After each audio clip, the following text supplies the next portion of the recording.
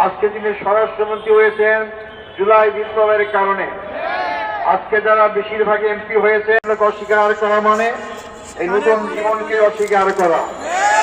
সংগ্রামী বন্ধুগণ, 24শে জুলাই বিপ্লব একটি দলকে ক্ষমতাচ্যুত করে আরেকটি দলকে ক্ষমতায় বসার ছিল না। জুলাই বিপ্লব ছিল পুরাতন ব্যবস্থাকে ছুঁড়ে ফেলে নতুন ব্যবস্থা কায়েম করা। জুলাই বিপ্লব ছিল একজন ব্যক্তির হাতে ক্ষমতা কুক্ষিগত না করে জনগণের ক্ষমতা জনগণের কাছে ফিরিয়ে দেওয়া।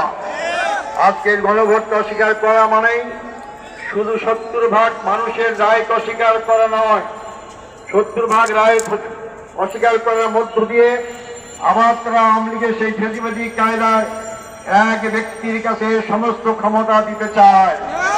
আমরা দীর্ঘ 16 বছরে এক ব্যক্তির ক্ষমতার শাসন দেখেছি। আমাদের হাজার হাজার ভাই থেকে জীবন দিতে হয়েছে। শুধু জামাত ইসলামের কেন্দ্রীয় 11 জন ব্যক্তিকে ফাঁসির কাস্টে ঝুলিয়ে বিনা চিকিৎসা হত্যা করা হয়েছে।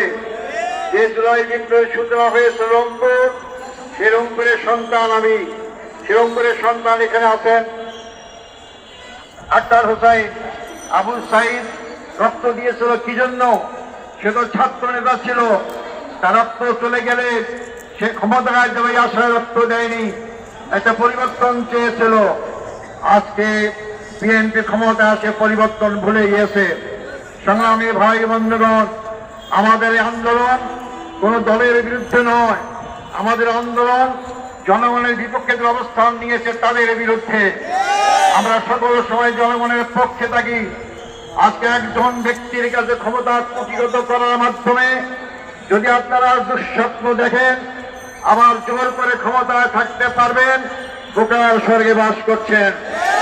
মনে করেন 1 টাকা সরকারের আন্দোলনের কথা, 1 টাকার নাকি পাগল ছাগল ছাড়া কেউ বোঝে না। আপনারা অস্বীকার করলেন, আন্দোলন দমাবার চেষ্টা করলেন, শেষ পর্যন্ত মানলেন, এমন ভাবে মানলেন 1 টাকার হলো আপনারা ক্ষমতা আসতে পারলেন না। জনগণের বিরুদ্ধে অবস্থান গ্রহণ করবেন না, আমাদেরকে রাজপথে আসতে বাধ্য করবেন না। রাজপথের আন্দোলনের ফলাফল সরকারি দলের জন্য কোনো শুভ অবস্থা হয়নি, কোনো সময় হবে না। আমাদেরকে অত্যাচারে ভয় দেখাবেন না। সবগুলো পার করে আজকের বয়সে আমরা এসেছি। সময় থাকতে যদি দেশ ভালো চালাতে চান, গণভোটের রায়কে মেনে নেন, কার্যকর করেন, জনগণ আপনাদেরকে ভালোবাসবে, শ্রদ্ধা করবে। আর যদি অবজ্ঞা করেন, আপনারা সংখ্যাগরিষ্ঠের কারণে, এই সংখ্যাগরিষ্ঠ কিভাবে হয়েছেন